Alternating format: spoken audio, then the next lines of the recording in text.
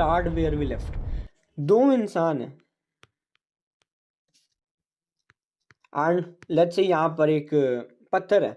इस इंसान ने इस इंसान को जाके बताया कि भाई हमारे ग्रुप में 12 लोग हैं एंड जब भी हम शिकार करने जाते हैं तो वो कम हो जाते हैं भाई। तो अब उसने बोला कि अभी हमारे ग्रुप में कितने लोग हैं, तो कहता अभी हमारे ग्रुप में 12 लोग हैं। तो कहता है काम करना, इस पत्थर पे जाके तू 12 लाइन मार दे, 1 2 3 4 5 6 7 8 9 10 11 12। तो बोलता हाँ मेक सेंस भाई, इससे तो हमें पता चल जाएगा कि हमारे ग्रुप में कितने लोग हैं, क्योंकि हर एक लाइन एक बंदे को रिप्रेजेंट करती है। जब हम वापस आएंगे तो हम एक एक लाइन पे यहाँ पर एक एक कांटा मारते रहेंगे, उससे हमें पता चल जाएगा कितने बंदे हैं।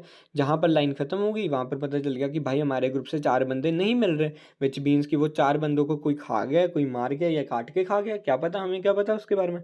तो अभी क्या हुआ, इस बंदे ने, ये जो ए बंदा है, इसने बी बंदे को एक इनपुट दिया।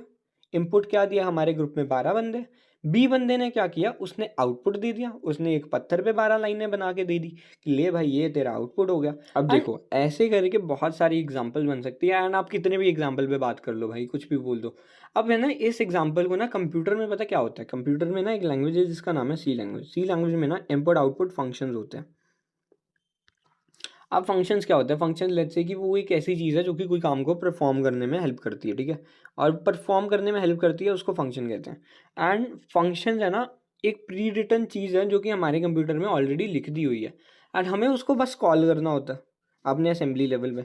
एंड इस पर हम और बात करेंगे, बट एक चीज़ याद रखना, इनपुट आउटपुट फंक्शन होता है एंड इनपुट आउटपुट फंक्शन में जो इनपुट फंक्शन होता है ना वो होता है स्कैनफ एंड जो आउटपुट फंक्शन होता है वो होता है प्रिंटफ। एंड पहले हम प्रिंटफ पे बात करेंगे। तो प्रिंटफ पे पहले जो हम डिस्कशन करने वाले हैं वो ये डिस्कशन होगा कि प्रिंटफ का पहले मैं आपको एक सिंटेक्स लिख के दिखाऊंगा एंड उसके बाद ना एक चीज़ याद रखना कि भाई प्रिंटफ में तो बहुत सारी चीज़ें आप डाल सकते हो ना, प्रिंटफ से तो आप बहुत कुछ इंपोर्ट करा सकते हो। एंड एक चीज़ याद रखना कि आप प्रिंटफ से इंट प्रिंट करा सकते हो, देन प्रिंटफ से आप करेक्टर प्रिंट करवा सकते हो, देन उसके बाद आप फ्लोटिंग पॉइंट नंबर प्रिंट करा सकते हो एंड देन उसके बाद आप एक स्ट्रिंग प्रिंट करा सकते हो। एंड स्ट्रिंग लेट्स से कि मुझे ऐसे लिखना है कि भाई मेरे को कोई चीज़ प्रिंट करानी है, मेरे को अपना नाम प्रिंट कराना है, मेरे को अपना नाम, या लेट्स से मेरे को BM प्रिंट कराना, तो I can do that and there is not no big deal in that. But पहले ना इसमें से ना एक एक चीज़ को समझना पड़ेगा। Let's start with int, then we will go to character, then we will go to floats and then उसके बाद हम जाएंगे स्ट्रिंग्स पे। एंड एक चीज़ याद रखना, स्ट्रिंग्स आपको नहीं पता क्या होता है, तो strings is basically a collection of characters. And collection of characters क्या होगा कि लेट्स से कि ये जो हमने लिखा है इस पेज में जितना भी हमने लिखा, S है, T है, R है, I है, N है, G है, रेस्ट है, हाँ कुछ भी नहीं लग रहा होगा इसके जैसा, बट बेसिकली हमने क्या किया, हमने इन सबको जोड़ के एक वर्ड बनाया, ठीक है, एंड उसी को स्ट्रिंग कहते हैं। एंड जब हम कैरेक्टर्स यूज़ कर रहे थे तब हमने कैसे यूज़ किया था, हमने एक ऐसे यूज़ किया था ना, एक ऊपर हमने ऐसे डाला था, क्या कहते हैं इसको, कोमा कहते हैं, क्या कहते हैं, जो भी कहते हैं। तो अभी ना हमें जब स्ट्रिंग्स यूज़ करनी होती है ना तो हम इसको डबल कोटेशन कहते हैं, इसको डबल कोटेशन यूज़ करते हैं, ठीक है, क्योंकि कैरेक्टर के लिए वैसे तो आई गेस कैरेक्टर में भी आप डबल कोटेशन यूज़ कर सकते हो और there is no big deal in that, and strings में भी आई गेस आप सिंगल कोटेशन यूज़ कर सकते हो। बस एक चीज़ याद रखना कि आपको कोटेशंस को यूज़ करना पड़ेगा during strings, but strings will not be the part of today's discussion. उसका एक रीज़न ये है कि जो स्ट्रिंग्स है ना वो खुद में एक बहुत बड़ा टॉपिक है, तो हम आज स्ट्रिंग की बात नहीं करेंगे। हाँ हम नॉर्मली ये बात कर लेंगे कि भाई लेट्स से कि मुझे भार्गव को प्रिंट कराना अपने प्रिंटर फंक्शन में, तो उसको कैसे कर सकते हैं हम प्रिंट, या हमें अपना अपना नाम प्रिंट कराना है, योर नेम, यार योर नेम तो गोली मारो, जो भी लिखा है मैंने यहाँ पे पता नहीं क्या लिख दिया, तो इस चीज़ को हमें प्रिंट कराना, तो उसको हम कैसे प्रिंट करा सकते हैं, very normal form of discussion. तो पहला जो मेरा क्वेश्चन आपको ये है कि आपको प्रिंट क्या करवाना है, आप पहले वो तो डिसाइड करो। तो आपका आई गेस लेट्स से कि हमें स्टार्ट करना है इंट से, कि आपको इंट प्रिंट कराना है। तो पहले इसका सिंटेक्स लिख के देखिए कि कैसा कैसा दिखता कैसा है इसका सिंटेक्स। तो ऊपर तो आएगा हैशटैग इंक्लूड stdio.h, और हैशटैग इंक्लूड stdio.h का मतलब क्या होता है वो भी आपको एक बार बता देता हूँ, io.h, ठीक है। यार एक तो पेंसिल से ना डॉट नहीं बनता, ये चीज़ बहुत दिक्कत दे रही है। एंड उसके बाद आपको यहाँ पर एक सेकेंड std, यहाँ पर ऐसे आएगा, यहाँ पर एक ऐसा ब्रैकेट आएगा, पता नहीं ये क्या कहते हैं इसको, कौन ब्रैकेट कहता हूँ मैं इसको। तो ऐसे करके ना यहाँ पर 2 ब्रैकेट्स आएगी यहाँ पर एंड इसके लास्ट में, एंड यहाँ पर डॉट एच है, stdio.h का मतलब क्या होता है, standard input output dot H. H का मतलब क्या है, हेडर फाइल। हैशटैग इंक्लूड है ना, एक कमांड है जो कि हमारा कंप्यूटर सिस्टम समझ लेता है। उसका मतलब ये होता है कि सी लैंग्वेज में हैशटैग इंक्लूड का मतलब ये होता है कि हम है ना अपने फाइल में कुछ चीज़ इंक्लूड करना चाहते हैं। अब है ना हमें ये भी बताना पड़ेगा हम क्या इंक्लूड करना चाहते हैं। तो हम है ना स्टैंडर्ड इनपुट आउटपुट फंक्शंस को ना यूज़ करना चाहते हैं। एसटीडी का मतलब हो गया स्टैंडर्ड, इनपुट का मतलब हो गया आई, आउटपुट का मतलब हो गया ओ, कि हमें स्टैंडर्ड इनपुट आउटपुट फंक्शन चाहिए और हमें कहाँ से चाहिए, डॉट हेडर फाइल। डॉट का मतलब ये है कि मुझे हेडर फाइल से चाहिए, तो मैंने यहाँ पर डॉट लगा के हेडर फाइल कर दिया, ये एक रिप्रेजेंटेशन हो गया। अब standard input output functions hashtag include क्या है, इसका बेनिफिट क्या है, लेट्स से कि पहले मैं आपको सिंटेक्स लिख के बता दूँ कि कैसा होगा सिंटेक्स। तो अब देखो, अब मैंने बेसिकली क्या किया, मैंने अपना सिंटेक्स लिख लिया। यहाँ पर आपको वाइड मेन दिख रहा होगा। वाइड मेन का मतलब ये है कि मैं अपने ऑपरेटिंग सिस्टम को ये चीज़ कह रहा हूँ। देखो अगर आपको याद होगा तो पिछली वीडियो में ना हम इंट मेन यूज़ कर रहे थे एंड मैंने स्टार्ट भी इंट मेन से किया था, जस्ट बिकॉज यहाँ पर रिटर्न जीरो की जगह नहीं थी, तो I had to use wide men. Wide men का मतलब क्या है, जब मैं इंट मेन कर रहा हूँ उसका मतलब क्या है कि जब भी मेरा ये सारा फंक्शन, जब भी मेरा ये सारा फंक्शन ना, सारा फंक्शन एग्जीक्यूट होगा ना, तो मेरे को लास्ट में तूने एक चीज़ देनी है जिसका नाम है, वेट एक सेकेंड, जिसका नाम है इंटीजर। एंड इंटीजर क्या रिटर्न करेगा, ज़ीरो, आपको याद हो तो। बट जब हम वाइड मेन कर रहे हैं ना, जब हम वाइड मेन कर रहे हैं ना, वाइड मेन का मतलब ये है कि जब भी मेरा ये सारा फंक्शन खत्म भी होगा ना, मेरा मेन फंक्शन जब एग्जीक्यूट भी हो जाएगा ना, उसके बाद में मैं तेरे से कोई उम्मीद नहीं लगा रहा कुछ भी मेरे को देगा, क्योंकि वाइड का मतलब ये होता है कि कुछ भी नहीं, लिटरली नथिंग। तो ऑपरेटिंग सिस्टम ये चीज़ कहता है कि जब भी तेरा ये फंक्शन खत्म हो जाए ना, उसके बाद तूने मुझे कुछ नहीं देना। इसमें दिक्कत ये आती है कि हाँ, ऑपरेटिंग सिस्टम को थोड़ा सा आई गेस टफ होगा मे बी, क्योंकि अब उसको यही नहीं पता कि लास्ट में क्या मिलेगा। अगर मेरा कोड गलत भी होता है तो उसको फिर भी नहीं पता चलेगा। बट हाँ, एज सच कोई दिक्कत नहीं आती है। अगर आप आईडी यूज़ कर रहे हो तो फिर तो आपको कोई इशू नहीं आएगा, तो हम वाइड मेन भी लिख सकते हैं। अब उसके बाद यहाँ पर देखो मैंने क्या लिखा है, मैंने यहाँ पर लिखा इंट ए, एंड उसके बाद मैंने इसको एक वैल्यू असाइन कर दिया जो कि है 1। इंट ए होता है कि मैंने एक वेरिएबल को डिक्लेयर कर दिया, and int a is equals to 1 का मतलब होता है कि मैंने उस वेरिएबल को इनिशियलाइज कर दिया, ठीक है।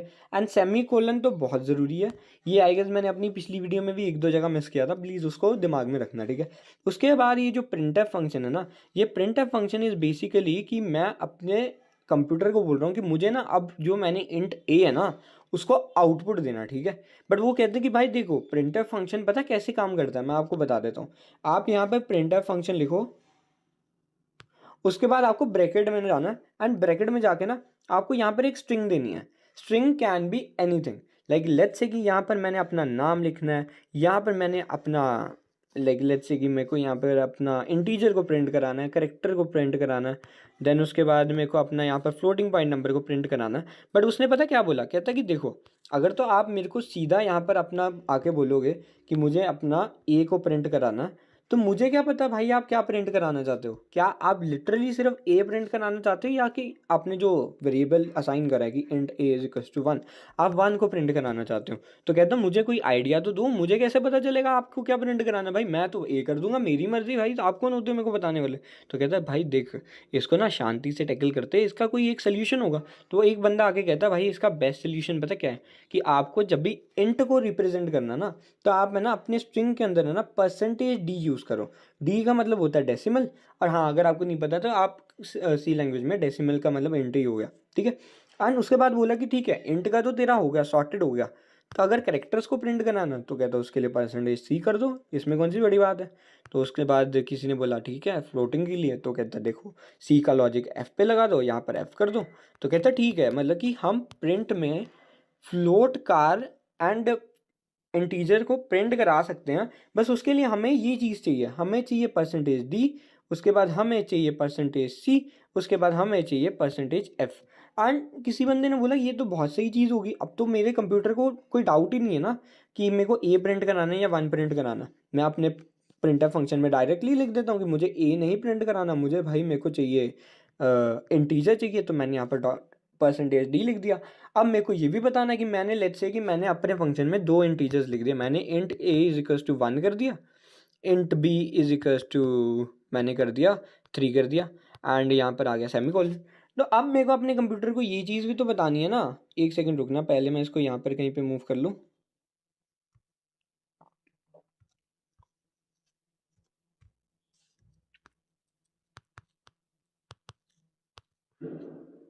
ठीक है। अब मुझे अपने कंप्यूटर को ये चीज़ भी तो बतानी है ना कि मैं ए प्रिंट कराना चाहता हूँ या बी प्रिंट कराना चाहता हूँ। तो एक बंदा बोला कि यहाँ पर आके आप लिख दो भाई आपको क्या प्रिंट कराना है, एंड आपकी ब्रैकेट आपकी कंप्लीट हो गई, यहाँ पर आपकी स्ट्रिंग आ गई, यहाँ पर आपका ए आ गया। अब एक चीज़ याद रखना कि कन्फ्यूजन किस चीज़ से है, कन्फ्यूजन है इंट से, कन्फ्यूजन है कन्फ्यूजन है इंट से, कन्फ्यूजन है फ्लोट से, कन्फ्यूजन है करेक्टर से। अगर मुझे डायरेक्टली कुछ डालना है स्ट्रिंग में, मैं तो वो डाल सकता हूँ ना भाई, उसमें मेरे को क्या दिक्कत है। यहाँ पर मेरे को लिखना आज दिवाली है भाई, and literally I am shooting this video on Diwali only, so I wish you happy Diwali. I am not sure ये वीडियो कब आएगा, नवंबर में आएगा, कभी भी आएगा, but happy Diwali to you and your family. And देखो दिक्कत किससे है, इंट से है, फ्लोट से है, करेक्टर से है, ठीक है। मेरे को वर्ड्स से थोड़ी है ना, वर्ड्स तो मैं कोई भी लिख सकता हूँ, तो हाँ कहते कोई दिक्कत नहीं है, आप वर्ड्स कोई भी लिखो। अगर आपको उस वर्ड में रिप्रेजेंट करना है इंट फ्लोट कार को तो आप कर सकते हो, ठीक है। तो अब है ना हमें एक चीज़ समझ आ गई कि हमने इंट फ्लोट एंड कार को कैसे रिप्रेजेंट करना है, एंड ये बहुत बहुत नॉर्मल सी बात थी। अब मैं यहाँ पर है ना आपको कोड लिख के दे देता हूँ, उसके बाद हम बातचीत करेंगे इस बारे में।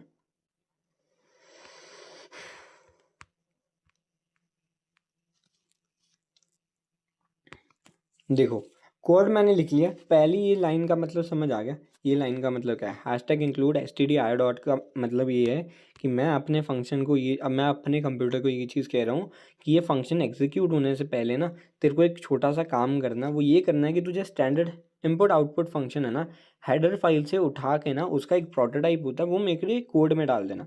अब इसका मतलब ये है कि ये जो मेरा कंपाइलर है ना, ये फंक्शन, ये जो ऊपर लाइन लिखी है ना, इसको कंपाइल नहीं करेगा। इसका सिर्फ एक काम है कि लेट्स से कि एक है ना जो हेडर फाइल है ना, उसमें कहीं पे लिखा हुआ है कि printf एंड scanf फंक्शन कैसे काम करता है। तो वो उसमें लिखा होगा कि ऐसे करके कि जब भी तुम्हारे पास printf है, ठीक है, तो उसके अंदर कुछ भी लिखा हुआ है, लेट्स से कि %d लिखा हुआ है, तो तुम्हें उसको कैसे एग्जीक्यूट करना है। देन उसके बाद यहाँ पर जो भी चीज़ लिखी होगी उसका मतलब ये होगा कि जहाँ पर जो भी लेट्स से कि यहाँ पर इंटीजर है, इंटीजर के लिए इसको बेसिकली कहते हैं फॉर्मेट स्पेसिफायर, कि ये फॉर्मेट को स्पेसिफाई करता है कि कौन सा फॉर्मेट है, इंट है, कार है, फ्लोट है। तो यहाँ पर जो भी चीज़ लिखी होगी आपको उसमें फॉर्मेट स्पेसिफायर ढूंढने हैं, देन उसके बाद करेक्टर्स ढूंढने हैं, वर्ड्स ढूंढने हैं, ये मतलब कि इसमें ये सब चीज़ें मेंशन होती है ये वाली चीज़ें। तो उसका आपको लाइक एज इट इज़ वो उसको यहाँ पर हमारे कोड में इंक्लूड कर देगा। उसके बाद हमारा कोड एग्जीक्यूट होना स्टार्ट होगा, हमारा ऑपरेटिंग सिस्टम मेन फंक्शन को ढूंढेगा, उसके बाद वो int a is equal to 1 पे आएगा, जिसका मतलब ये है कि मुझे अपने ए वेरिएबल में ए 1 को मूव कर देना है। देन उसके बाद मुझे प्रिंटफ फंक्शन में जाना है, प्रिंटफ फंक्शन में यहाँ पे %d लिखा है, इसका मतलब ये है कि मेरा प्रिंटफ फंक्शन एक इंटीजर को वो कर सकता है, लाइक लेट्स से कि एक्सपेक्ट कर सकता है कि एक इंटीजर आएगा, एंड वो इंटीजर कौन सा आएगा, वो होगा ए। एंड यहाँ पर पहले चेक होगा कि ए क्या इंटीजर है, हाँ एक इंटीजर है, तो उसके बाद आप उसको आप प्रिंटफ में डाल दोगे। अब यहाँ पर तो बातचीत होगी कि सिंटेक्स क्या है, लेट्स टॉक कि अब हो क्या रहा है, ठीक है। तो यहाँ पर है ना पहली चीज़ ये हो रही है कि हम ना कंपाइलर में जाएंगे, कंपाइलर क्या करेगा, ये जो हमारा पूरा कोड है ना इसमें एक एक वर्ड को फाइंड करेगा, ठीक है। पहली चीज़ ये है कि मैंने वेरिएबल्स पे ऑलरेडी एक वीडियो बना दी है, you can check it out on my YouTube channel, वहाँ पे मैंने बिग बैंग से स्टार्ट किया था, जस्ट लाइक मैंने इस वीडियो में भी आपको रिकैप दे दिया था। तो यस, उसके बाद है ना यहाँ पर पहली चीज़ ये होगी कि हमारा कंपाइलर में जैसे ये कोड कंपाइल होने जाएगा, लेक्सिकल एनालिसिस होगा। लेक्सिकल एनालिसिस में एक एक अल्फ़ाबेट है ना उसको आइडेंटिफाई किया जाएगा कि वो कौन सा अल्फ़ाबेट है। देन उसके बाद आएगा, लेक्सिकल के बाद आएगा सिंटेक्स एनालिसिस। उसमें जाके ना एक पार्स ट्री बनेगा, parse tree is more like a memory, like let's say कि it's more like a mind map, कि अच्छा ठीक है कि इंट है, उसके बाद इंट में क्या है 5 है, ठीक है, इंट एक क्या है, इंट एक वेरिएबल है। ऐसे करके ना एकदम माइंड मैप से बन जाएंगे। एंड उसके बाद होगा सिमनेटिक एनालिसिस। सिमनेटिक एनालिसिस में क्या होगा, सिमनेटिक एनालिसिस में ना इस सारी चीज़ की सेंस बनेगी कि ठीक है भाई पहले ये करके कुछ है जिसमें ऐसे ऐसे करके लिखा हुआ है, इंट लिखा हुआ है, फिर उसके बाद ए लिखा हुआ है, फिर उसके बाद लिखा हुआ है कि अच्छा इक्वल्स टू है, फिर 1 है, फिर उसके बाद यहाँ पर कुछ आपने सेमीकोलन लगाया, इसका मतलब ये लाइन यहाँ पर ख़त्म होती है। देन सिंटेक्स एनालिसिस में आके मतलब अभी तक हमने जो किया ना सिमनेटिक एनालिसिस में ना उसका सेंस बनेगा, ठीक है, कि उसमें पता चलेगा कि ठीक है भाई कौन सी चीज़ कितनी सेंस बना रही है, ये काम है इसका। देन उसके बाद होगा आई आर का मतलब ये होता है इंटरमीडिएट रिप्रेजेंटेशन। इसका मतलब ये है कि हाफ वे हम आ गए हैं अपने कंपाइलर के। अब इंटरमीडिएट रिप्रेजेंटेशन में क्या होगा कि हमारा जो कोड है ना वो एक ऐसी पोजीशन में चले जाएगा जहाँ पर ना ही वो एक मशीन कोड होगा, ना ही वो एक क्या कहते हैं हमारा सोर्स कोड होगा, ठीक है। वो दोनों ही नहीं हुआ, अब वो एक मिडल वे में होगा। लेट्स से कि हमारे पास है ना, हमने जो सोर्स कोड लिखा था वो यहाँ पर है, तो उसके बाद आएगा इंटरमीडिएट रिप्रेजेंटेशन एंड उसके बाद आएगा यहाँ पे अपना मशीन कोड, ठीक है। अब एक चीज़ याद रखना, मैंने हाउ कोड एग्जीक्यूट उस पर एक प्रॉपर वीडियो बना के रखी हुई है, you can check it out any time. यहाँ पर सिर्फ मैं ओवरव्यू देना चाहता हूँ कि क्या चल रहा है। आईआर में बेसिकली क्या हो रहा है, यहाँ पर हो रही है कि एक मिडल वे कोड है, कि वो भी एक सोर्स कोड या फिर मशीन कोड का मिक्स ही होता है, एक मिडल वे होता है। लाइक लेट्स से कि ना होता है ना कि एक ईजी, ये इजी टू अंडरस्टैंड है, ये मीडियम टू अंडरस्टैंड है, ये डिफिकल्ट टू अंडरस्टैंड है, but I am pretty sure after this video you will find it easy to understand. I don't know how, let's talk about that, ठीक है। अब उसके बाद है ना, आईआर के बाद होगा ऑप्टिमाइजेशन, बट हम ऑप्टिमाइजेशन को स्किप कर रहे हैं। ऑप्टिमाइजेशन को स्किप क्यों कर रहे हैं, क्योंकि लेट्स से कि हमने लिखा है int a is equals to 1 and उसके बाद है ना, हमने कुछ यहाँ पे लिखा ही नहीं है, ठीक है। या हमने यहाँ पर लिखा है कि लेट्स से कि, या कुछ नहीं लिखा, यहाँ पे कुछ नहीं लिखा, तो ऑप्टिमाइजेशन में पता क्या होगा, आपका पूरा कोड ही खत्म हो जाएगा। This is what you call optimization, क्योंकि ऑप्टिमाइजेशन में चेक होगा कि अच्छा ठीक है, int a is equals to 1, इसका कोई काम है, नीचे कहीं पे लिखा है कि इसको प्रिंट ऑफ करना है, या कहीं पे लिखा है कि int a is equals to 1 है, इसकी वैल्यू को आपको चेंज करना है, या इसकी वैल्यू के साथ आपको कुछ करना है, उसके बाद उसको आपको आउटपुट में देना है। नहीं लिखा तो इसको गोली मारो भाई, इसकी क्या ज़रूरत है। तो ऑप्टिमाइजेशन में वो कोड से वो चीज़ें सारी हट जाएगी जिसका कोई काम ही नहीं है आपके कोड में, ठीक है। उसके बाद ऑप्टिमाइजेशन के बाद होगा असेंबली कोड, क्योंकि आपका जो बचा हुआ चीज़ है वो असेंबली कोड में जाएगी। एंड हमने एक चीज़ याद रखना, हम अपनी असेंबली कोड जो हम लिखेंगे वो होगा x86 करके कुछ है, मुझे नहीं पता ये क्या है, बस मेरे को इतना पता है कि असेंबली कोड में जब आप चीज़ों को समझते हो तो आपको एक इन डेप्थ क्लैरिटी मिलती है। एंड x86 वो असेंबली कोड है जो कि आजकल विंडोज़ में यूज़ होती है, एंड मोस्टली विंडोज़ में वही यूज़ होती है। एंड देन उसके बाद है ना, आपको एक चीज़ समझनी है कि हम जो असेंबली कोड लिखेंगे वो अनऑप्टिमाइज्ड होगी, उसमें हमने वो चीज़ें नहीं हटाई होगी जो कि हमारा कंप्यूटर यूजुअली हटा देता है। तो अब असेंबली कोड में हम आ गए हैं, तो हमें अपना कोड याद है कि क्या लिखा था, आई होप याद हो भाई। देन अगर आपको नहीं याद तो मैं आपको यहाँ पर हिंट दे देता हूँ। हमने क्या किया था, हमने इंट में ना, इंट एक डाटा टाइप होता है, डाटा टाइप क्या होता है कि इंट फ्लोट कैरेक्टर्स है ना, different type of data types ही है ना, डाटा ही है ना वो बेसिकली। ए क्या है, ए इज इक्वल्स टू 1 क्या है, एक डाटा। एंड इंट क्या है, इंट भी एक डाटा टाइप हो गया।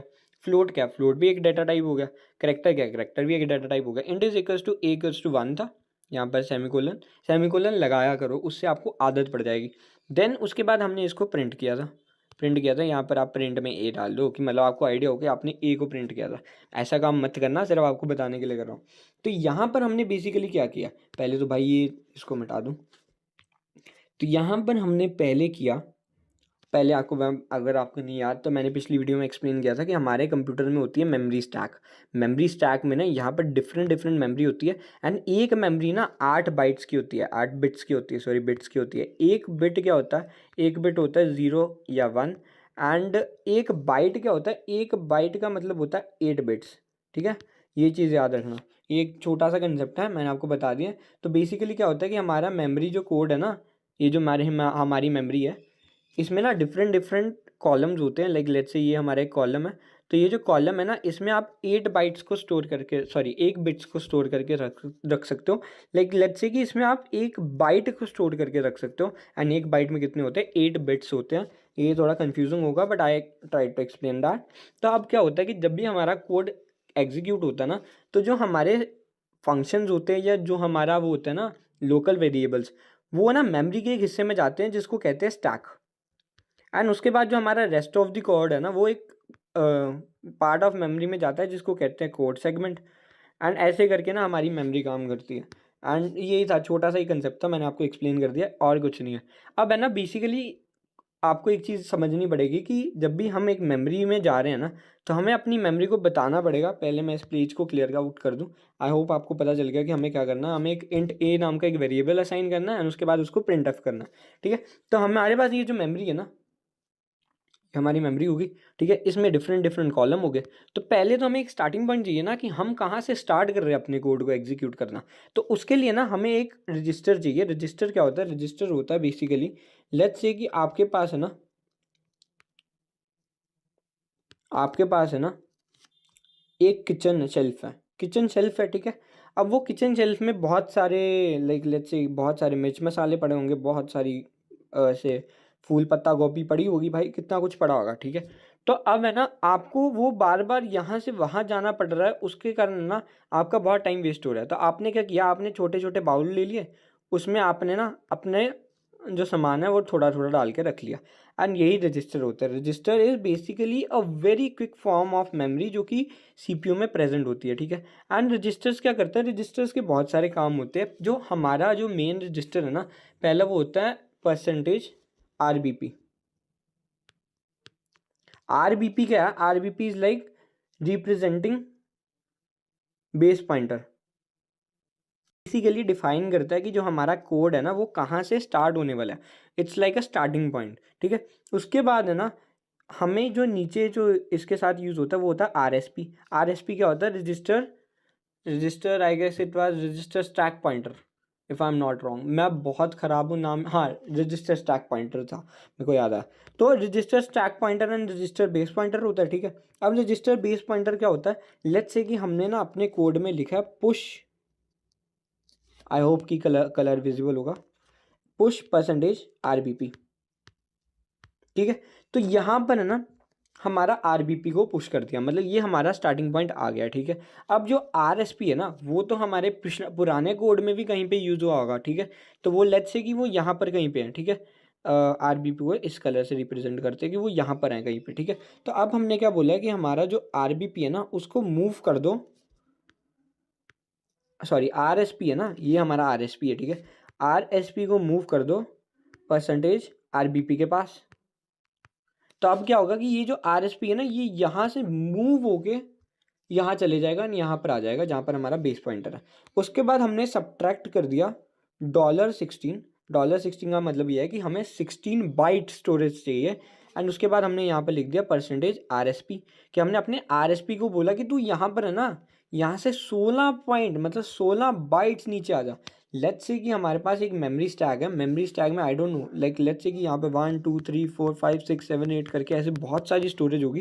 तो यहाँ पर मेरा परसेंटेज आरएसपी है, यहाँ पर ही मेरा परसेंटेज आरबीपी है। मैं अपने आरएसपी को कह रहा हूँ कि यहाँ से 16 बाइट नीचे आ जा, 16 बाइट्स नीचे आ जा। बाइट्स मतलब कि 16 इंटू आप कर लो, 16 इंटू वो कर लो, क्या कहते हैं 8 कर लो।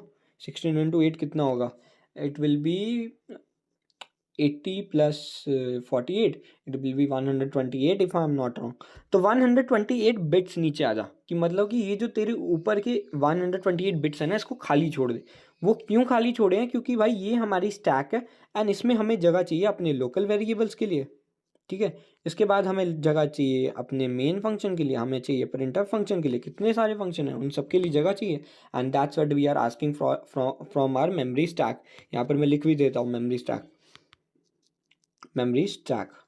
मेमोरी स्टैक क्या है, यहाँ पे सिर्फ मेमोरी लिख देता हूँ। लेट्स से कि यहाँ पर मैंने लिख दिया RAM, एंड ये बेसिकली रैम होती है जो आप अपने कंप्यूटर में बार बार सुनते हो, रैम में ही होती है मेमोरी स्टैक्स, एंड यही होता है बेसिकली।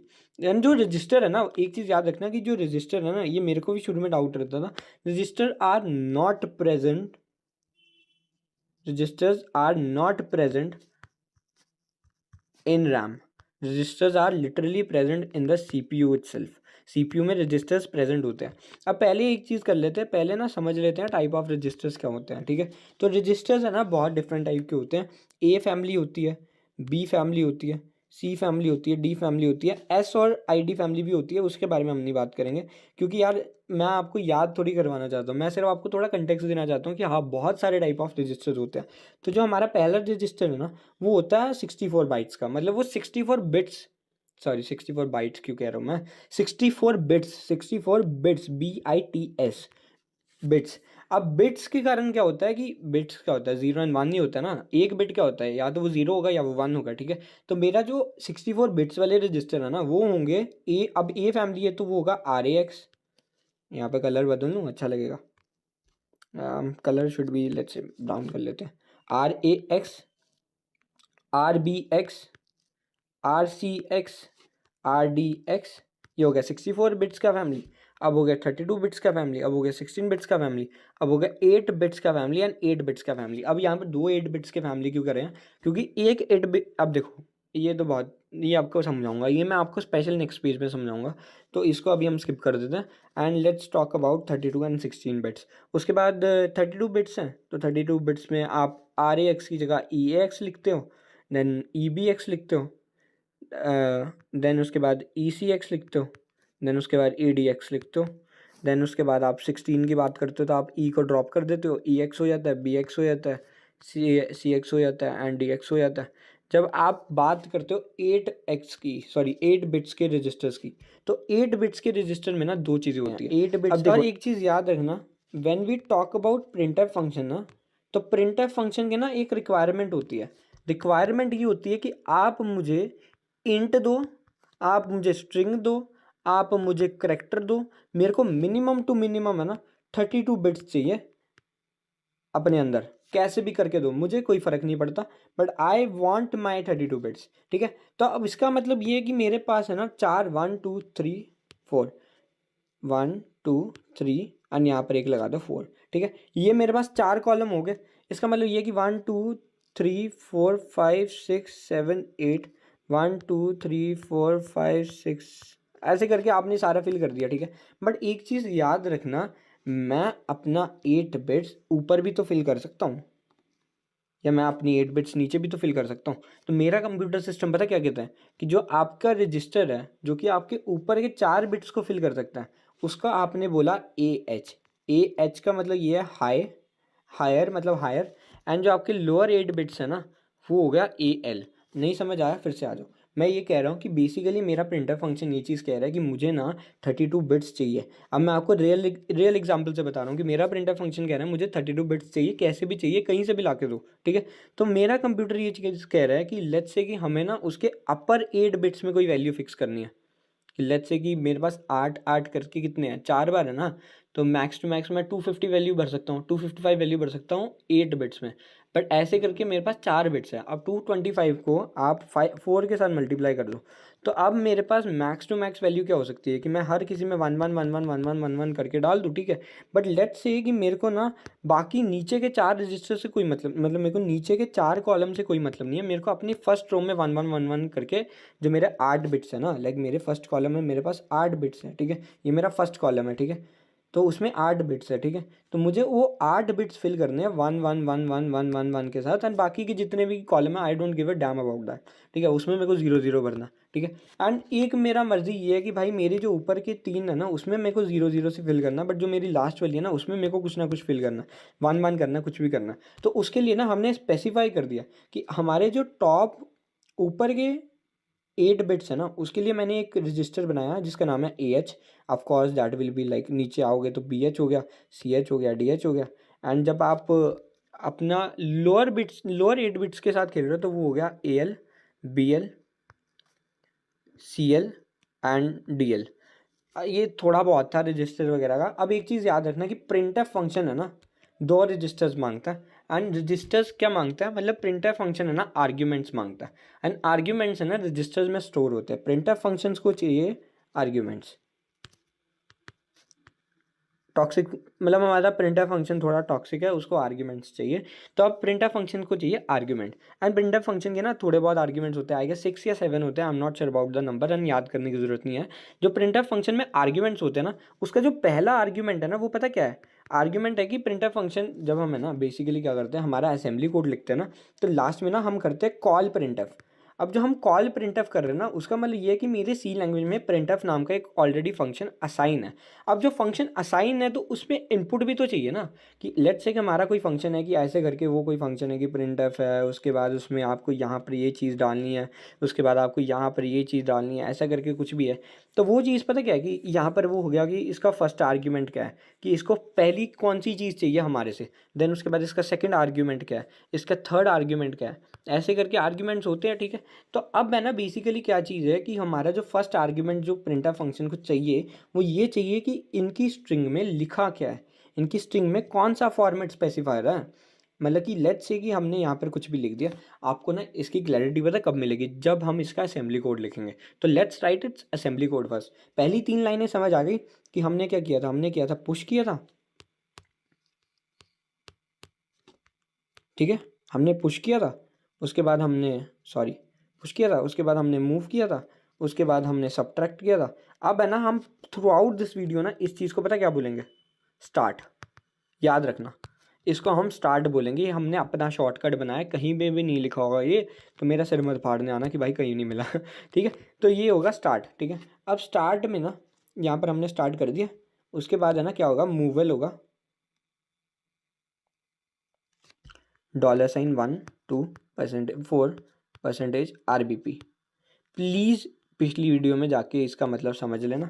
RBP लिखा है यहाँ पर, मैं अब कैसे बताऊँ, थोड़ा साफ सुथरा लिख देता हूँ भाई, फिर कमेंट आएंगे। -4 और गंदा लिख रहा हूँ भाई मैं -4% RBP। ठीक है, परसेंटेज RBP। ठीक है, इसका मतलब ये है कि मैं अपना जो वो है ना मेमोरी स्टैक, उसमें 4 बाइट्स है ना, उसमें अपना एक वैल्यू स्टोर कर रहा हूँ जो कि एक इंटीजर वैल्यू है। इंटीजर वैल्यू कैसे पता चला, क्योंकि यहाँ पे लिखा हुआ है मूव एल। एल का मतलब होता है लॉन्ग। लॉन्ग मतलब कि 32 बिट्स चाहिए मेरे को, उसमें मेरे को 1 स्टोर करना है। इसका मतलब ये होगा कि 0 0 0 0 करते करते बाकी सारे डब्बे भर जाएंगे। जो लास्ट में आपके पास जो यहाँ पर एक होगा ना, मतलब लेट्स से कि यहाँ पर 1 2 3 करके, और यहाँ पे जो 4th है ना, तो इसमें लास्ट में कहीं पे जाके 1 लिखा होगा। एंड आपको उसके लिए पुरानी वीडियो देखनी पड़ेगी, फिर ही आपको समझ आएगा। मैंने आपको सिर्फ यहाँ पर हिंट देना था।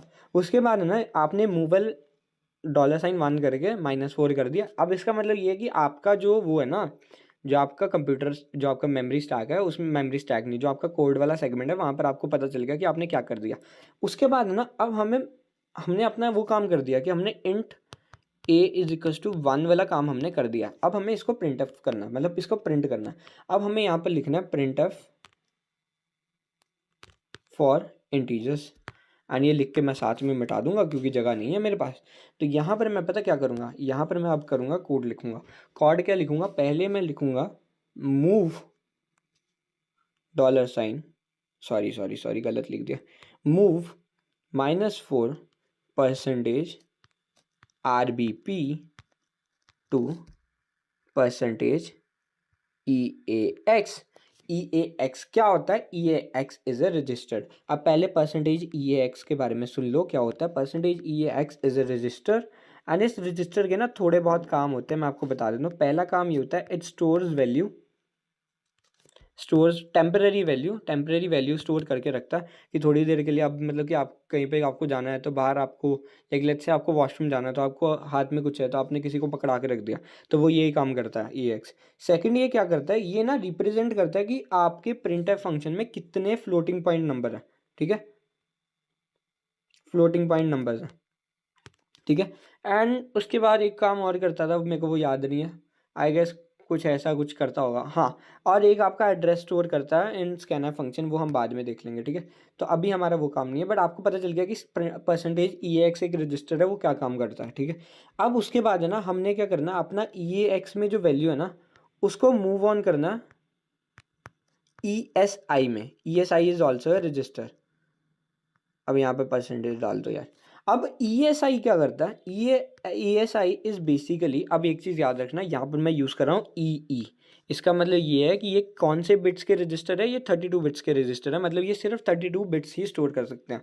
एंड ये हम क्यों कर रहे हैं, क्योंकि भाई इंटीजर इज बेसिकली है 32 बिट्स ही, उससे ज़्यादा थोड़ी होता है या उससे कम थोड़ी होता है, तो that's why we are using EAX या ESI। ठीक है, ESI क्या होता है, अब जो हमारा प्रिंटर फंक्शन है ना, अब मैं आपको पहले प्रिंटफ फंक्शन के बारे में बता दूं। प्रिंटफ फंक्शंस को चाहिए होते हैं आर्ग्यूमेंट।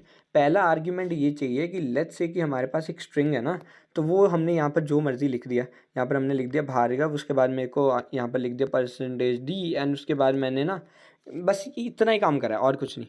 तो यहाँ पर बेसिकली अब मैं यहाँ पर ये भी लिखूंगा ना कि %D क्या है, ये %DA है। ठीक है, तो सो बेसिकली ये जो वैल्यू है ना, ये जो वैल्यू है ये जाएगी एक रजिस्टर में जिसका नाम है RDX, और ये होगा फर्स्ट आर्ग्यूमेंट रजिस्टर। अब ये फर्स्ट आर्ग्यूमेंट रजिस्टर क्यों होगा, क्योंकि ये जब है ना मैं अपने प्रिंटफ फंक्शन को बाद में कॉल करूँगा ना, तो उसमें ये पूरी की पूरी स्ट्रिंग को ही भेज देगा। एंड उससे ये चीज़ पता चलेगी कि ठीक है भाई, इसको परसेंटेज डी मतलब इसको एक इंटीजर को प्रिंट कराना है। देन उसके बाद इसकी एक स्ट्रिंग है जिसमें लिखा हुआ है भार्गव, इसको एक भार्गव नाम की एक स्ट्रिंग को रिप्रेजेंट करना है अपने आउटपुट में, एंड ये काम करना है। ठीक है, तो ये हो गया मेरा फर्स्ट आर्ग्यूमेंट रजिस्टर जिसका नाम है RDX, जिसको हम नेक्स्ट यूज़ करने वाले हैं। एंड जो हमारा सेकंड आर्ग्यूमेंट रजिस्टर होता है ना, सेकंड आर्ग्यूमेंट रजिस्टर की मतलब वो जो सेकंड चीज़ चाहिए हमारे प्रिंटफ फंक्शन को, पहला तो हमने डिफाइन कर दिया कि हमें कैसे भी करके पहले बता तो दो कि क्या प्रिंट कराना है, देन उसके बाद बता तो दो कि उसमें क्या क्या है। एक लाइक लेट्स से कि हमें जो प्रिंट कराना है उसमें एक स्ट्रिंग है, एंड उसके बाद हमें एक इंटीजर को प्रिंट कराना है। तो जब मेरा आप सेकंड आर्ग्यूमेंट रजिस्टर है ना, उसमें ना वैल्यू होगी उस क्या कहते हैं इंटीजर की, जो कि हमें प्रिंट कराना है। एंड लेट्स से कि अब अगर करेक्टर है तो करेक्टर की वैल्यू होगी, एंड अगर फ्लोटिंग पॉइंट नंबर है तो चीज़ें बदल जाती है, क्यों बदल जाती है वो मैं आपको थोड़ी देर तक बताऊंगा। ठीक है, तो अभी तक हमने क्या कर दिया, हमने मूव करा, वेट, मूव करा $, सॉरी लेट्स से ले आ रहे हैं यहाँ पर, आपने मूव कर दिया -4% RBP। मैं एक सेकंड ये कोड लिख देता हूँ। अब एक चीज़ याद रखना, आपने पहले मूव किया था EAX से, यार चलो यहाँ पे कर देता हूँ, उसके बाद आपको बताऊंगा एक बहुत अच्छी ट्रिक बताऊंगा, ट्रिक नहीं मतलब एक लॉजिकली चीज़ बताऊंगा। ट्रिक्स तो होती नहीं है कंप्यूटर साइंस में, कहाँ बैठे हो। ESI। अब उसके बाद है ना, मैं यहाँ पे क्या करूँगा, LEA, जहाँ .LC0 %RIP, एंड यहाँ पर मैं लिखूँगा %RDX। आ जाओ यहाँ पर, नोट ले लो बढ़िया वाला, एकदम नेक्स्ट लेवल नोट, कि मैं ये जो LEA करता हूँ ना, मैं कहीं पे भी LEA करूँगा ना, एक चीज़ याद रखना, स्ट्रिंग्स जब हम यूज़ करते हैं ना, तो स्ट्रिंग्स की ना कोई वजूद नहीं होता, सी लैंग्वेज में कोई वजूद नहीं होता सी स्ट्रिंग्स का। आप स्ट्रिंग्स की वैल्यू को नहीं उठा सकते। आप ये नहीं कह सकते कि स्ट्रिंग में S है, T है, R है, N है, I है, G है, S है, उसको हम एक एक करेक्टर करके कर देंगे। अगर तो हम ऐसा करेंगे तो भाई साहब, लेट्स से कि मुझे ऐसा कोई वर्ड लिखना है, नुमैनो अल्ट्रा माइक्रोस्कोपिक स्किलिको वल्केनो कोनियोसिस, ऐसा करके कोई वर्ड है, तो भाई वो चीज़ अगर मैंने अपने प्रिंटर फंक्शन में डाल दी तो मेरे तो रैम एक दिन में भर जाएगी। ठीक है, तो अब मैं वो वाले वर्ड्स को नहीं यूज़ कर सकता। ठीक है, तो अब है ना, स्ट्रिंग्स को हम पता है कैसे यूज़ करते हैं, स्ट्रिंग्स को हम एज इट इज़ यूज़ कर लेते हैं। हम स्ट्रिंग्स का कोई वैल्यू नहीं रखते, स्ट्रिंग्स को हम अपने रैम में नहीं डालते। हम ना स्ट्रिंग को ना कोई ऐसा लाइक डालते तो हैं ऑफ कोर्स, लाइक स्ट्रिंग को ना हम है ना कोई ऐसा कांस्टेंट वैल्यू प्रोवाइड कर देते हैं। Like how do I explain this, let's say कि मेरे को ना अपने कोड के ऊपर मैंने कहीं पे मेंशन करा है कि LCO करके ना एक कांस्टेंट लेवल है। By the way if you don't know, compiler क्या करता है, एक कांस्टेंट लेवल अपने से ही बना देता है। कांस्टेंट लेवल मतलब ये है कि इसके अंदर जो भी वैल्यू है ना, उसका मेमोरी एड्रेस .LCO है, एंड ये आपने अपने कोड में कहीं पे भी लिख दिया, मतलब असेंबली कोड में कहीं पे भी लिख दिया, ये सिर्फ असेंबली लेवल पे होता है। तो ये कांस्टेंट वैल्यू है जो कि हमारा कंपाइलर करता है। अब इसके अंदर क्या है, .string, लिटरली यहाँ पे लिखा होगा .string, यहाँ पर लिखा होगा, आपने यहाँ पे लिखा है भार्गव, उसके बाद आपने यहाँ पर लिखा है %D, एंड उसके बाद यहाँ पर ये स्ट्रिंग खत्म होती है, ये चीज़ लिखी होगी .LCO में। अब जब हम कर रहे हैं ना LEA, तो अब मैं कह रहा हूँ कि मैं अपने कोड में यहाँ से मैं आगे भी कितनी बार भी LEA करूँगा, उसका मतलब ये होगा कि लोड इफेक्टिव एड्रेस, मतलब मैं कह रहा हूँ कि जो मेरी कांस्टेंट वैल्यू है उसका एड्रेस करो, क्योंकि अगर हम वैल्यू उसका लेके आएंगे ना तो भाई गए हम क्योंकि स्ट्रिंग की वैल्यू लाने में ही हालत टाइट हो जाएगी। तो हम कह रहे हैं कि वैल्यू मत लेके आओ, उसका अफेक्टिव एड्रेस लेके आओ, एंड वो कहाँ पर है, पहली बात वो है .LC0, ज़ीरो है यहाँ पर, ओ नहीं है, LC0 है। एंड उसके बाद जब हम यहाँ पर कर रहे हैं ना %RIP का मतलब ये नहीं है कि मर गया तो हम उसको श्रद्धांजलि दे रहे हैं, उसका मतलब ये है कि RIP इज़ अ रजिस्टर, इसका होता है गेस जी, रजिस्टर इंस्ट्रक्शन पॉइंटर। अरे उसको गोली मारा, इसका मतलब बेसिकली ये है कि मेरे कंप्यूटर में .LC0 की वैल्यू कहीं तो लिखी है ना, just like I told you, कि या तो इस कोड के ऊपर लिखी होगी या तो इस कोड के एंड में लिखी होगी, कहीं पे लिखी होगी।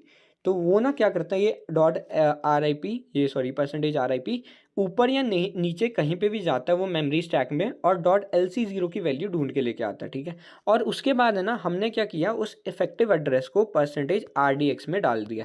अब RDX क्या करेगा वो मैं आपको थोड़ी देर तक बताता हूँ। फिर उसके बाद हम क्या करते हैं, एक स्टेप और करते हैं, ये स्टेप थोड़ा सा कन्फ्यूजिंग होगा, इसको ध्यान से सुनना। जब हम करते हैं मूव $0 उसके बाद हम करते हैं परसेंटेज EAX।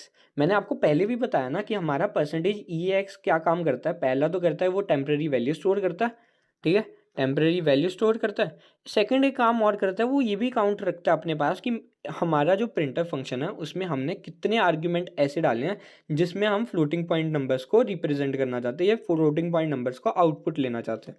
लेट्स से मैंने अपने प्रिंटफ में लिखा है परसेंटेज F, यहाँ पर स्ट्रिंग यूज़ करना है डेफिनेटली, एंड यहाँ पर मैंने कुछ भी लिख दिया, लाइक लेट्स से मैंने ऊपर एक F नाम की एक स्ट्रिंग असाइन कर दी थी, ठीक है। एंड मैं याद रखना प्रिंट एफ के आगे भी ये कोमा आता है भाई, मैं ऊपर भूल गया हूँ कहीं पे और आपने याद ना कराओ, ठीक है। तो अब है ना यहाँ पर बेसिकली पता क्या आएगा, ऑफकोर्स क्या आएगा, हमने एक प्रिंट एफ वैल्यू को प्रिंट करने के लिए बोला तो यहाँ पर आ जाएगा 1, इतना सिंपल है, लेकिन यहाँ पर आ जाएगा 1। अगर यहाँ पे मैंने दो print F value sorry floating point number को प्रिंट करने को कहा था तो यहाँ पर 2 आ जाता। मतलब नॉर्मली आपको समझ आ गया कि मैं क्या चीज़ कह रहा हूँ। अब क्योंकि हम इंटीजर को प्रिंट करा रहे हैं, इंटीजर फ्लोटिंग पॉइंट नंबर नहीं होता, तो यहाँ पर आएगा $0 and percentage EAX as easy as it is. अब उसके बाद हमने करना कॉल प्रिंट एफ फंक्शन को, एंड यहाँ पर गेम स्टार्ट होती है। अब आपने प्रिंट एफ फंक्शन को कॉल कर लिया, तो अब हम पता क्या करेंगे, अब कॉल कर लिए तो कोई ना कोई काम होगा ना। तो अब प्रिंट एफ फंक्शन पता क्या करेगा, पहले तो वो देखेगा कि जो मेरे पास परसेंटेज RDX में जो स्ट्रिंग है तो उसमें मेरे को कौन सी चीज़ है जिसको एज इट इज़ प्रिंट करना है और कौन सी चीज़ है जिसको मुझे रिप्लेस करना है। तो पहले वो देखेगा कि उस स्ट्रिंग में क्या है, लेट्स से उसमें है भार्गव परसेंटेज, भार्गव की स्पेलिंग तक नहीं मैं सही लिख पा रहा अपनी राइटिंग से, I am really sorry about that. Then percentage D लिखा हुआ है, ठीक है, यही दो चीज़ें ना। तो परसेंटेज D क्या होता है, ये तो फॉर्मेट स्पेसिफायर होता है भाई, फॉर्मेट स्पेसिफायर होता है, किसके लिए होता है, इंटीजर्स के लिए होता है, ठीक है। तो वो यहाँ पर पता क्या करेगा, जो मेरी ESI में वैल्यू है ना इंटीजर की, वो उसको इसके साथ रिप्लेस कर देगा, एंड उसके बाद जो मेरी स्ट्रिंग है उसको एज इट इज़ आउटपुट में वो कर देगा, भेज देगा। तो अब पता क्या होगा, अब बेसिकली यहाँ पर क्या होगा, यहाँ पर आएगा मेरा आउटपुट में भार्गव, एंड क्योंकि मेरा परसेंटेज D रिप्लेस हो गया था 1 के साथ जो कि मेरा A था, तो यहाँ पर आएगा भार्गव 1, एंड लिटरली यही चीज़ आएगी और कुछ नहीं आएगा। आप अभी इस चीज़ को कोड करके देखेंगे हम थोड़ी देर में। एंड यहाँ से ना एक चीज़ मैं आपको पहले तो मैं आपको डायरेक्टली एक बार एक साथ लिख के समझा देता हूँ, उसके बाद आपको थोड़ा और क्लैरिटी मिलेगी। तो यहाँ पर आएगा स्टार्ट, देन उसके बाद आएगा मूवेल $1 -4 परसेंटेज RBP, देन आएगा मूव, देन यहाँ पर आएगा -4 परसेंटेज RBP EAX, देन यहाँ आएगा मूव, यहाँ आएगा percentage sorry EAX percentage ESI, then यहाँ आएगा LEA .LC0, यहाँ आएगा परसेंटेज RIP, देन यहाँ पर आएगा परसेंटेज RDX, एंड उसके बाद जो बचा हुआ कोड है वो यहाँ पे कहीं पे लिख रहा हूँ मैं, यहाँ पर आएगा मूव $0 to EAX परसेंटेज लगा लेना, देन यहाँ पर आएगा कॉल प्रिंटफ, ठीक है। तो अब एक एक करके आ जाओ। पहली चीज़ क्या हो रही है, यहाँ पर एक ही पेज पे लिखा है, हाँ थोड़ा सा खौच पहुँचा है बस समझ जाना। स्टार्ट हो रहा है, वो 3 लाइनें आएगी, उन 3 लाइनों के कारण क्या होगा, हमारी मेमोरी मतलब एकदम रेडी हो जाएगी हमारे बाकी कोड को एग्जीक्यूट करने के लिए। उसके बाद ये लाइन होगी, इस लाइन के अकॉर्डिंग क्या हो रहा है कि जो मेरा इंटीजर है ना जो 1 है वो एक मेमोरी लोकेशन में जाएगा जो है कि -4, कि मतलब जब हमारे लेट्स से कि हमारी मेमोरी में ना अभी 100 बॉक्सेस हैं, तो जो उसमें जो पहले ऊपर के 4 बॉक्सेस हैं ना वो फिल हो जाएंगे इंटीजर 1 के साथ, ठीक है। उसके बाद है ना यहाँ पर क्या होगा कि वो जो 4 बॉक्सेस में जो वैल्यू है ना वो जाएगी एक रजिस्टर में जिसका नाम है परसेंटेज EAX। उसके बाद जो नीचे का मेरा वो जो वैल्यू जो अब मैंने EAX रजिस्टर में डाली है, रजिस्टर क्या है वो एक कटोरी है, ठीक है। तो एक कटोरी में मैंने वैल्यू डाली है, अब वो कटोरी से वैल्यू मैंने डाल के दे दी ESI में, ठीक है। ESI करके एक और रजिस्टर है उसमें मैंने वैल्यू डाल दी। अब वो वैल्यू को वहाँ पर रहने दो क्योंकि इसका बाद में काम होएगा। उसके बाद है ना मैंने बोला है LEA का मतलब क्या है कि लोड इफेक्टिव एड्रेस। अब वो एड्रेस क्या है, .lc0 करके एक एड्रेस है जहाँ पे मैंने कहीं पे ऊपर नीचे कहीं पे भी मैंने वो वैल्यू लिखी होगी कि एक स्ट्रिंग है, एंड वो स्ट्रिंग में मैंने लिख दिया डॉट, ऐसे होगा कि मैं आपको कैसे बताऊँ, ऐसे यहाँ पर ही ऊपर कहीं पे लिखा होगा .lc0 एंड यहाँ पे लिखा होगा डॉट स्ट्रिंग, एंड स्ट्रिंग में लिखा होगा, इधर आएगा भार्गव, एंड यहाँ पर साथ में ही लिखा होगा %d। ठीक है, एंड ये मैं एग्जांपल दे रहा हूँ, वरना जहाँ से हमने शुरू किया था उसमें सिर्फ यही चीज़ लिखी होगी, यहाँ पे लिखा होगा %d, दैट्स इट, और कुछ नहीं लिखा होगा। तो अब वो जाएगा RDX में, RDX है यहाँ पर, RDX से याद रखना, और यहाँ पर ESI है भाई, राइटिंग को थोड़ा मैं क्या बोल सकता हूँ, but yes all I can see is sorry. Then यहाँ पर ESI है, ठीक है। देन उसके बाद है ना यहाँ पर क्या होगा, लोड इफेक्टिव एड्रेस हो गया, RDX में एड्रेस स्टोर हो गया, उसके बाद मेरा ESI में वैल्यू स्टोर होगी, दो चीज़ें हो गई मेरी, ठीक है। अब उसके बाद क्या होगा, मूव $0 EAX, इसका मतलब ये है कि मेरे printf फंक्शन को एक भी फ्लोटिंग पॉइंट नंबर को एग्जीक्यूट नहीं करना, ठीक है, मतलब उसको आउटपुट में नहीं भेजना, ठीक है। उसके बाद यहाँ पर है कॉल printf, उसका मतलब ये है कि वो क्या करेगा, वो पहले देखेगा कि ठीक है भाई RDX में क्या है, RDX में एक स्ट्रिंग है जिसमें सिर्फ %d लिखा हुआ है। %d क्या होता है, वो एक फॉर्मेट स्पेसिफायर होता है जिसमें इंटीजर वैल्यू जाती है। इंटीजर वैल्यू कहाँ पर है, ESI में है, इंटीजर वैल्यू क्या है 1 है, वहाँ पर उसको डाल के भेज दो और प्रिंट मतलब कि अपने आउटपुट में शो कर दो, that's it. So this is how printf function works for integers, that's it. Integers के लिए, सिर्फ इंटीजर्स के लिए this is how it works. Now let's talk about characters. Characters के लिए सेम होगा, I will not start from the beginning, सिर्फ आपको मैं कोड दिखाऊंगा उसी से ही ना। नाउ वी विल टॉक की क्या चीज़ होगी। अब देखो, अब आप भी यहाँ पर हो, मैं भी यहाँ पर हूँ, अपनी कॉपी पे लिखने की कोशिश करो कि क्या चीज़ होगी, ठीक है। तो पहला तो वही होगा, मूव बी। अब तो देखो पहले तो स्टार्ट होगा भाई, पहले तो स्टार्ट होगा, स्टार्ट मैंने यहाँ पे लिख दिया, इसका मतलब आपको पता क्या हो रहा है, यहाँ पर हो रहा है मूव, सॉरी पहले हो रहा है पुश, देन उसके बाद हो रहा है मूव, देन उसके बाद हो रहा है सब, ठीक है, ये तीन चीज़ें होगी। देन उसके बाद होगा मूव भी। अब पहले तो ना एक चीज़ बताओ कि आपको क्या भेजना है भाई, कौन सा करेक्टर भेजना है अपने printf फंक्शन में। तो पहले तो एक सिंटैक्स लिख लेते ना। तो अभी मैं यहाँ पर पूरा नहीं लिखने लगा, #include उसको भी यहाँ पे मैं स्टार्ट लिख रहा हूँ, अरे लिखूंगा तो गलती लग जाएगी आपको, तो ऐसे कर देता हूँ, #include studio.h करके जो भी है, उसके बाद इंट मेन। तो इंट मेन में आ जाओ, उसके बाद इंट मेन में आके यहाँ पर लिखो character a is equal to a ही प्रिंट कराते हैं। देन यहाँ पे printf फंक्शन में आओ, printf फंक्शन में यहाँ पर आके लिखो %c, देन यहाँ पर उसको बंद कर दो, देन एंड दैट्स इट। तो अब यहाँ पर आओ, यहाँ पर होगा स्टार्ट, देन यहाँ पर होगा मूव बी, मूव बी में क्या होगा $। यहाँ पर आजकल की असेंबली में ना लिटरली ऐसे ही लिख देते हैं करेक्टर, बट इसका ESI कोड होता है, वो यहाँ पर लिखा होता है। लेट्स से ए का ESI कोड था, आई गेस 41 था, 31 था, मुझे याद नहीं। देन वो मूव होगा -1, क्योंकि करेक्टर 1 बाइट स्टोरेज लेता है, तो यहाँ पर लिखा होगा -1, एंड यहाँ पर है ना -1 लिखा होगा, उसके बाद यहाँ पर लिखा होगा %RBP, ठीक है। अब यहाँ पे क्या लिखा होगा, मूव लिखा होगा Bhargav, logically if you are writing it on your notebook, आपने भी मूव लिखा होगा। फनी चीज़ पता क्या है, यहाँ पे लिखा होता है मूव ZBL। अब ये कौन सी छिपकली है तो भाई ये छिपकली नहीं है, आपने खुद ये बात अपने मुंह से बोली है कि यहाँ पर करेक्टर कितनी वैल्यू लेता है 1 बाइट, पर printf फंक्शन में तो 4 बाइट्स चाहिए ना, printf फंक्शन में तो 32 बिट्स चाहिए। अब 32 बिट्स कैसे होंगे, तो ZBL का मतलब क्या होता है, ज़ीरो एक्सटेंड बाइट लॉन्ग। इसका मतलब ये है कि आप ऊपर के जो 4 डब्बे हैं ना, 3 डब्बे हैं ना, वो 0 से फिल कर दो, यार 2 0 यहाँ डाल दो, 2 0 यहाँ डाल दो, देन यहाँ पर भी आप 0 0 0 0 0 0 0 करके फिल कर दो, एंड जो लास्ट वाला डब्बा है ना, उसमें आप है ना ये 41 को इंक्लूड कर दो, दैट्स इट। इसका मतलब होता है ZBL, ठीक है। तो अब यहाँ पर आओ, ZBL में यहाँ पर आके क्या होगा, यहाँ पर होगा -1 %RBP, वैल्यू तो वही जाएगी ना। अब है ना यहाँ पर एक और काम करना, हम पहले क्या कर रहे थे, आपको लेट्स से कि आपको बाथरूम जाना, आपने एक बंदे के हाथ में अपना सामान वगैरह दे दिया और आप अंदर बाथरूम गए एंड आप बाहर आ गए, ठीक है, आपने यही किया ना। अब लेट्स से कि मुझे बाथरूम जाना ही नहीं है, तो नहीं, ये तो मतलब थोड़ा बेवकूफ़ एग्जांपल हो गया, बट लेट्स से कि हम क्या कर रहे हैं, हम पहले परसेंटेज ई ए एक्स को वैल्यू दे रहे हैं, उसके बाद हम क्या कर रहे हैं, हम परसेंटेज ई एस आई में डाल रहे हैं ना वैल्यू।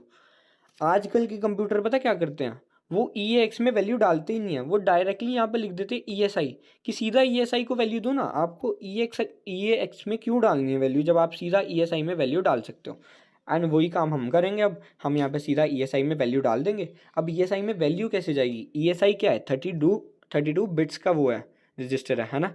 तो ऊपर के जो 3 कॉलम है ना, जिसमें आप आई गेस 24 वैल्यूज़ डाल सकते हो, 24 बिट्स डाल सकते हो, वो ज़ीरो से भर जाएगी। उसके बाद की जो लास्ट बिट्स होगी ना, जो लास्ट के वो जो 8 बिट्स होंगे, उसमें ऐसा एक कॉम्बिनेशन होगा जिसके थ्रू आप 41 नंबर को रिप्रेजेंट कर सकते हो, ठीक है। अब उसके बाद यहाँ पर आना, यहाँ पर लिखा होगा लोड इफेक्टिव एड्रेस, फिर से वही चीज़ लिखी होगी, यहाँ पर लिखी होगी .lc0, एंड यहाँ पर लिखा होगा परसेंटेज RIP, यहाँ पर लिखा होगा RDX परसेंटेज, एंड यहाँ पर अब लिखा होगा, फिर से यहाँ पर कहीं पे लिखा होगा मूव $0। अब यहाँ पे कहीं पे दिखा देता हूँ, move $0 to percentage E X का यूज़ फिर भी होगा। देन उसके बाद यहाँ पर लिखा होगा कॉल printf। अब यहाँ पर ही लेट्स से कि नीचे यहाँ पर लिखा हुआ है .lc0 is equals to .string। String में क्या लिखा हुआ है इस बारी, स्ट्रिंग में लिखा हुआ है, स्ट्रिंग में क्या लिखा हुआ है, परसेंटेज C, ठीक है। ये चीज़ लिखी हुई है स्ट्रिंग में, ठीक है। अभी तक सेंस बना रही है चीज़ें, एंड आई होप आपको थोड़ी क्लैरिटी मिल रही होगी कि चीज़ों में क्या है भाई। एंड ये वीडियो बनाने से पहले मैंने स्पेशली आज पहली बार कॉफ़ी पी है, क्योंकि मुझे एनर्जी चाहिए थी इस वीडियो में।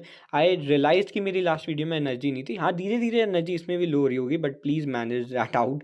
भाई बहुत मुश्किल होता है, 2-2 3-3 4-4 घंटे की रिकॉर्डिंग होती है, एडिट करने में 8 घंटे अलग से जाते हैं। तो ये हो गया मेरा दुख का रोना। अब उसके बाद हम बात करेंगे कि फिर क्या होगा। अब वो printf फंक्शन क्या करेगा, जब हमने किया कॉल printf किया, तो जब हमने कॉल printf किया ना,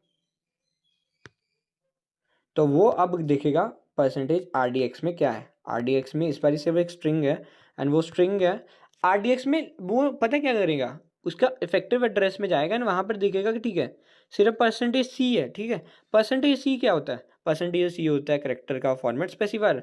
तो मतलब कि इसको क्या करना है, इसको एक करेक्टर को आउटपुट में लेके आना है, ये चीज़ तो उसको समझ आ गई, ठीक है। अब वो करेक्टर कौन सा है, वो उसको मिलेगा परसेंटेज ESI में, एंड ऐसे करके वो एक करेक्टर को वो कर देगा। और यहाँ पर वैल्यू लिखी होगी, लेट्स से यहाँ पे लिखा होगा 41, एंड 41 से वो समझ जाएगा कि ए वैल्यू चाहिए, इसको ए करेक्टर चाहिए, एंड वो आउटपुट में ए को प्रिंट करा देगा, ठीक है। एंड उसके बाद है ना, अब यहाँ पर हम करेंगे फ्लोट्स का। फ्लोट्स के लिए ना एक चीज़ याद रखना, फ्लोट का ना थोड़ा सा मामला गड़बड़ होता है, बट आपको बहुत ईजी लगेगा कंपेयर टू बाकी 2-3। उसका एक रीज़न है। पहला क्या होगा, स्टार्ट होगा, स्टार्ट यहाँ पर ही लिख दूंगा मैं, टाइम नहीं वेस्ट करेंगे। अब करेक्टर सॉरी फ्लोट है ना, तो फ्लोट का सिंटेक्स क्या होगा, पहले सिंटेक्स देख लेते हैं। फ्लोट का सिंटेक्स होगा, वही होगा हैशटैग इंक्लूड, उसके बाद यहाँ पर लिखा होगा इंट मेन, ठीक है। उसके बाद आप मेन फंक्शन में आ जाओगे, यहाँ पे लिखा होगा फ्लोट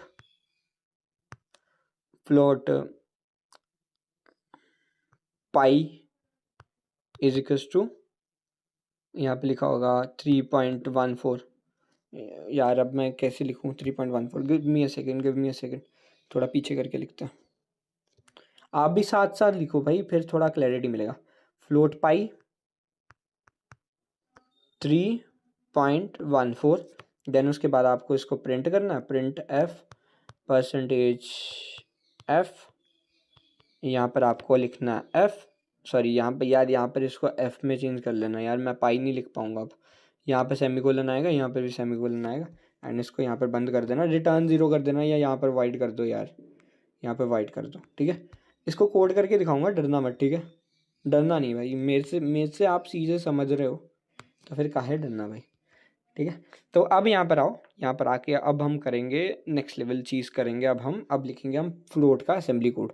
पहले हमने करेंगे स्टार्ट, उसके बाद हम यहाँ पर लिखेंगे, भाई मैंने नीचे लिखा तो था, मैं क्या कर रहा हूँ। देन यहाँ पर मैं लिखूँगा मूव SS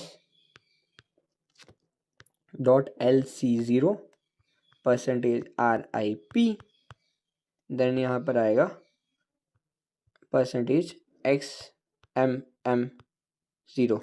मुझे एक्सप्लेन करने की ज़रूरत उन लोगों को नहीं है जिन्होंने मेरी वेरिएबल वाली वीडियो देख ली है, एंड जिन्होंने नहीं देखी उनको मेरे को कुछ एक्सप्लेन करना पड़ेगा। तो आ जाओ यहाँ पर बताता हूँ। तो अब है ना, पहले यहाँ पर क्या लिखा होता था, .lc0 करके यहाँ पर डॉट स्ट्रिंग करके लिखा होता था, ठीक है। अभी भी वही चीज़ लिखी होगी, बस यहाँ पर है ना अब स्ट्रिंग नहीं लिखा होगा, अब यहाँ पर लिखा होगा डॉट फ्लोट, क्योंकि आप फ्लोटिंग पॉइंट नंबर को डायरेक्टली नहीं स्टोर कर सकते, आपको भी उसको लेबल कांस्टेंट में ही स्टोर करना होगा। यहाँ पर उस फ्लोटिंग पॉइंट नंबर की वैल्यू लिखी होगी, लाइक लेट्स से 3.14, ठीक है। अब यहाँ पर एक और मेमोरी एड्रेस होगा, एक और लेबल कांस्टेंट होगा LC1। अब उसमें क्या होगा, डॉट स्ट्रिंग, अब उस स्ट्रिंग में क्या होगा, %f, ठीक है। That's it. अब ये मेरे दो लेबल कांस्टेंट है, लेबल कांस्टेंट के यहाँ पर मैं लिख लेता हूँ लेबल कांस्टेंट है, ठीक है। हैशटैग लेबल नहीं, हैशटैग लेबल कांस्टेंट नहीं लिखूंगा, तुम्हें गलती लग जाएगी, ठीक है। तो लेबल कांस्टेंट है, ठीक है। अब यहाँ पर वापस आ जाओ। अब यहाँ पर है ना, मैंने अपना पहली चीज़ देखना, पहली चीज़ क्या लिखी है, मूव ss.lco, मतलब कि जो मेरी LC0 मतलब जो मेरा लेबल कांस्टेंट है उसमें जो वैल्यू है उसको %RIP को बोला कि तू कहीं से भी ऊपर नीचे जाके ढूंढ के लेके आ, उसको XMM0 में डाल दे। XM00 क्या होता है, एक फ्लोटिंग पॉइंट का रजिस्टर होता है। एक चीज़ याद रखना, फ्लोटिंग पॉइंट के लिए आपको XMMO या XMMO नहीं होता, बाय द वे XMM0 होता है, if I am not wrong. ये बेसिकली रजिस्टर्स होते हैं, स्पेशल रजिस्टर्स होते हैं जो कि फ्लोटिंग पॉइंट के साथ जो भी आप काम वगैरह करते हो उसमें काम यूज़ होते हैं। एंड यस, एक इसमें भी एक कैच है जो कि आपको बाद में समझ आएगा, उसके लिए स्टे ट्यून्ड, ओके। तो अभी तक ये चीज़ समझ आई, ठीक है। उसके बाद है ना, मूव एसएस कर दिया, उसके बाद हमने क्या करना, लोड इफेक्टिव एड्रेस। अब एक और चीज़ याद रखना, एक और चीज़ याद रखना, उसमें हमें करना पड़ रहा था ना, %ESI में जाना पड़ रहा था जब हम इंट या कार के लिए कर रहे थे, ठीक है। इंट एंड कार के लिए हमें क्या करना पड़ता था, %ESI में डालना पड़ता था, ठीक है। तो उसके लिए 2-3 स्टेप्स चले जाते थे।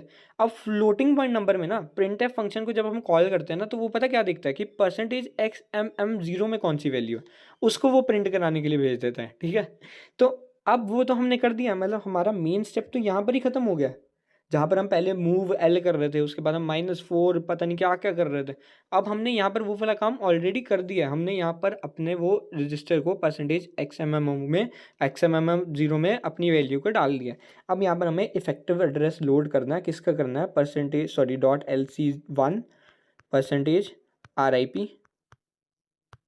देन यहाँ पर करेंगे हम उसका, लाइक लेट्स से कौन सा है यहाँ पर, हाँ %RDX में करेंगे इसको।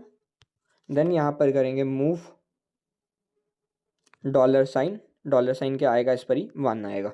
क्यों 1 आएगा, क्योंकि हम एक फ्लोटिंग पॉइंट नंबर को प्रिंट कर रहे हैं। देन यहाँ पर आएगा %RSP आएगा, सॉरी RAX आएगा, RAX कर दो या EAX कर दो, आपकी मर्जी है, RAX कर दो यार, आपकी मर्जी है, कोई मनाही नहीं है, बट यस EAX करोगे तो सही रहेगा, ठीक है।